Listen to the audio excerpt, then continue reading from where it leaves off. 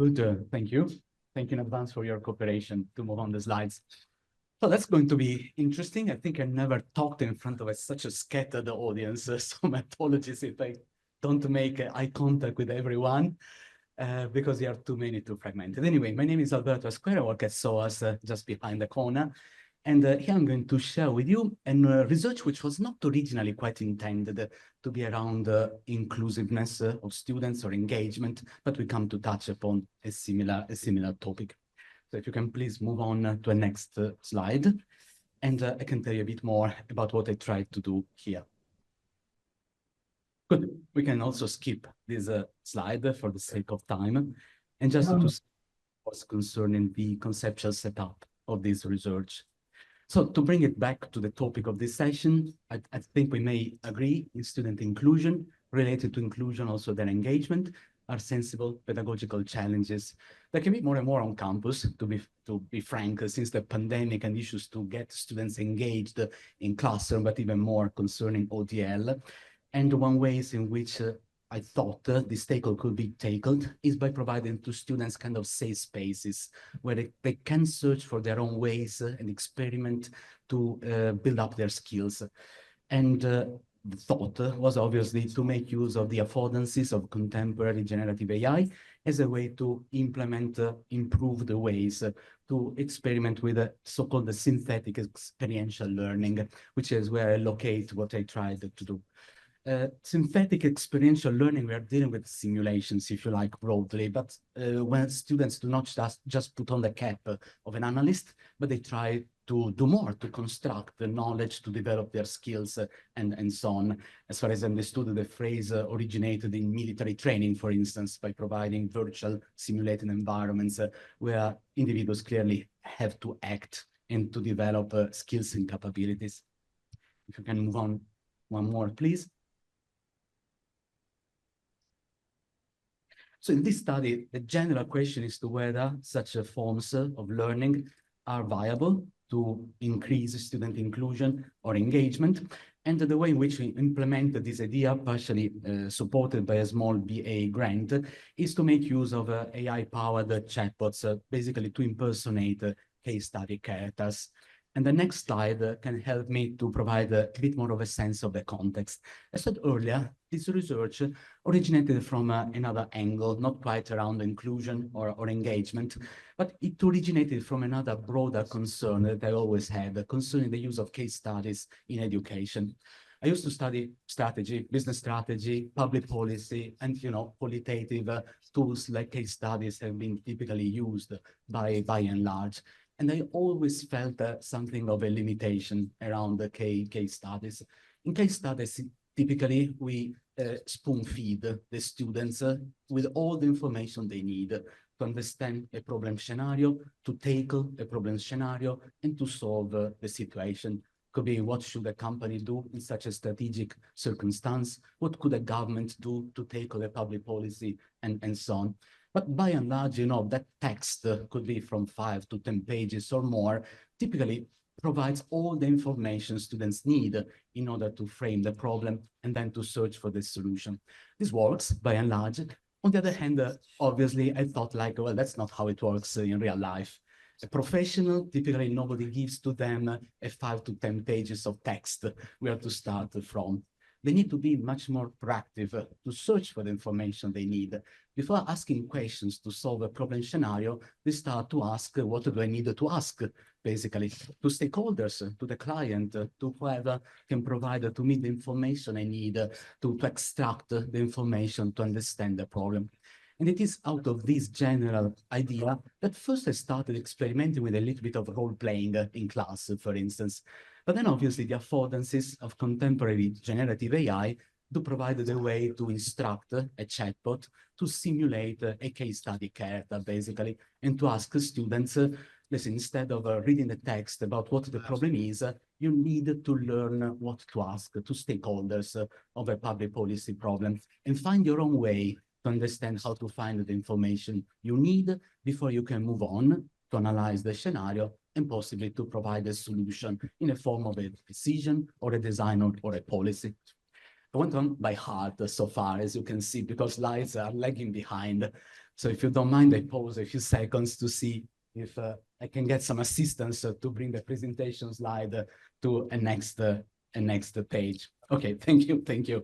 So, but here I anticipated by and large what I tried to do basically. I set up this such a system, and I made use of my students I taught to last term to assign them, to provide them an assignment, which came not in the form of the traditional case study text-based, but in the form of a policy problem to solve first, but understanding what the problem is. You can move to slide 6. Thank you. So just to provide a bit more of a context, you know, I teach public policy, but I thought as it is an experiment for me, let's start from something very simple, like a simple policy problem of over-tourism, as many cities in Greece, for instance, they experience nowadays. I thought, imagine there are two stakeholders, a local resident, a local business owner, and I told the two students going to interview them as if they are stakeholders to help you understand what can be the issues to tackle around solving the over-tourism problem. So I went through a bot customization. As you know, ChatGPT does enable the function nowadays to set up, to instruct customized ChatGPTs. And so just to zoom into the details, I went to providing a set of instructions. As you know, nowadays we are still concerned with the hallucinations or the possibility that a conversation could derail towards topics that we do not really want the students to take. Like for instance, we are flooded of tourists, and we may have certain preferences about where these tourists come from. In some countries or ethnicities, we may like more than others. Obviously, I did not want the students to take this route, and therefore I provided guardrails. I also kind of stress test the chatbots myself to be really sure they did not deviate. I consulted at SOAS with the IT governance information compliance manager just to be safe that the way in which I proceed. I don't have a large class for postgrad students. I got 18 usable submissions last October. If we move to slide number 7, please. This provides some general description of, on average, students engage with both stakeholders by having 10 questions and getting 10 answers. A couple of students are relatively lazy, just a few questions, and then they dropped. A few students are very committed, they explored a lot. And here you get some indication of the number by length of words of how long they spent in interviewing these virtual stakeholders and how much they wrote in their policy proposal at the very end. Slide, I think, starts with sharing a little bit of analysis. I started from the topic or which were the things they got in the virtual interviews and then their policies. Frankly, I could have done it nowadays. I'm into the convenience from packages to do some automatic fashion.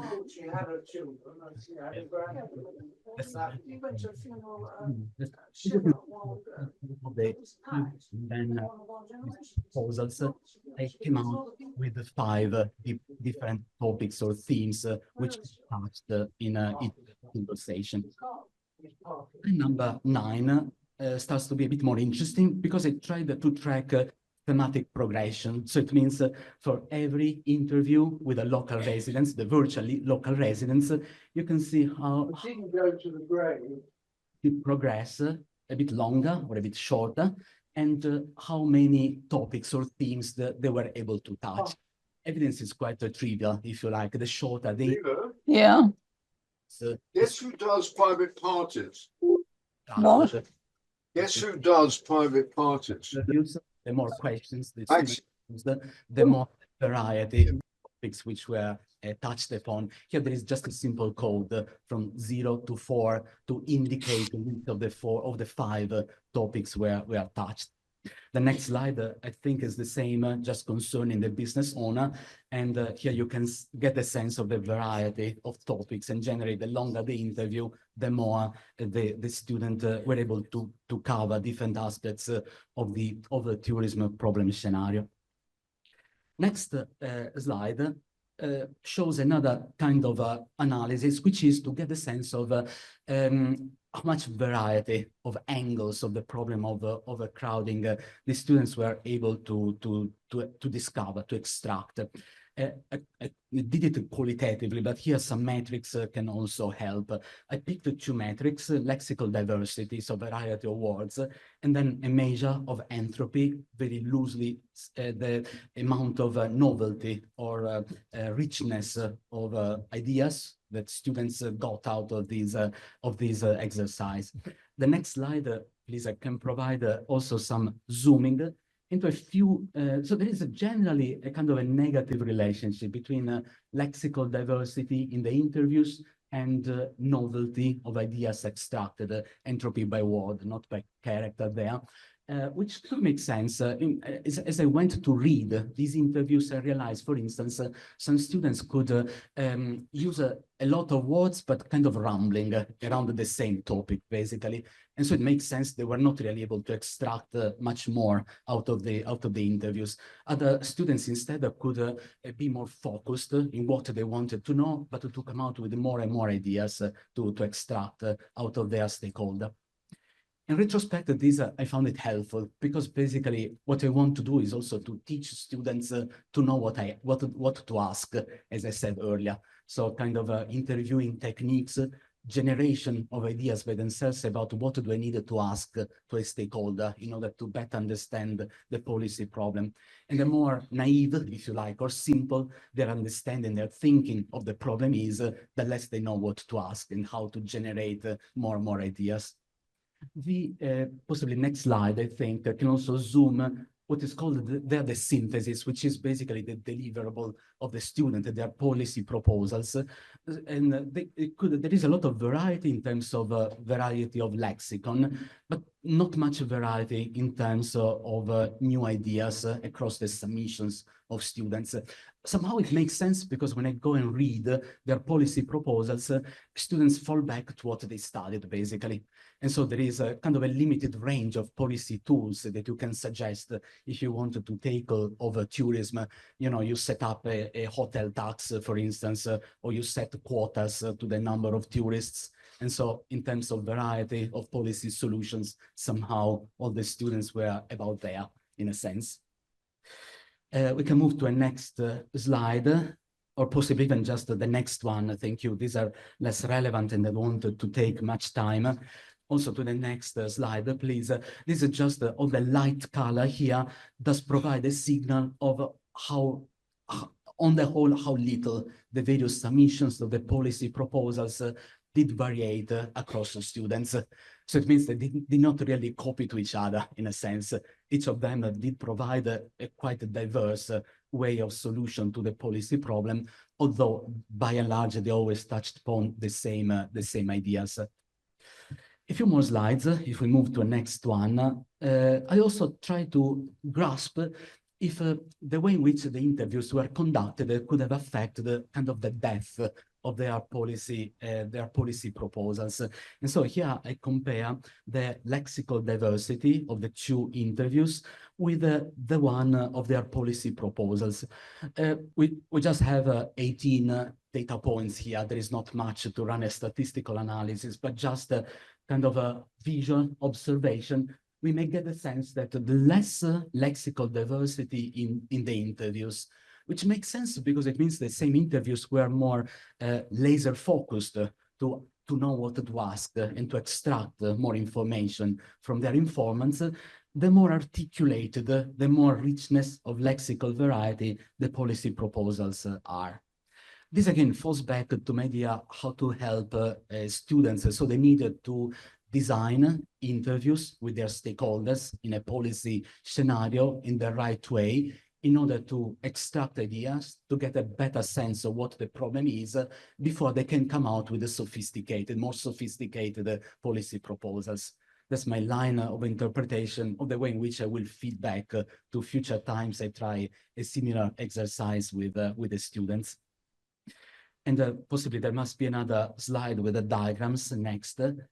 Yes, thank you. I also had a look at whether the length of the interviews did have any effect on the lexical diversity of the submissions.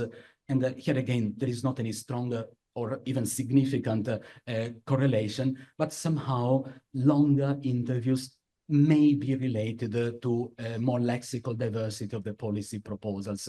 Unsurprising, however, it could make sense that expect the more time you spend with a policy stakeholder, with a client, the better you understand the problem scenario, the more you can articulate with a variety of words a policy solution. Next slide must be the last one, and so hopefully I comply with the time also. So general takeaway points at various layers. Personally, I like this stuff. I'm more and more curious to try and do more and better, possibly in the future, along the same lines. I can anticipate many practical implications, as I said, to stimulate some different skills or capacity of students to search for the information they need instead of being fed a text and everything you need to know is just there. A little bit of autonomous capacity building from the side of students, and conveniently outside of class time, they can go back and experiment with these chatbots and to try different strategies, approaches to interact with them. And obviously, this potentially could help to scale up. 18 students are not too many, but potentially if you find dozens or more than 100 students in an online class, the more we can automate such tools for them to develop skills could be also practically and convenient. Even more if you think about MOOCs and other forms of knowledge transfer, which may not really assisted by humans, basically. And we want to install more automaticity in the way to deliver. So more generally, I tend to be positive about these early experimentations. Although thinking about these students of mine, I've become more aware of the need to support them in class interactions. So basically, as I said earlier, to teach them to interview stakeholders or clients, for instance, but already thinking that's done precisely with the purpose to extract the information they need before they can move on to do analysis.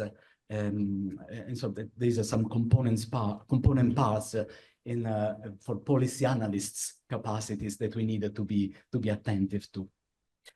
And that's what I did so far, and that's what I thought to share with you. The paper is still in the making, so it means thanks in advance for any comments, questions, suggestions for future work. Yeah.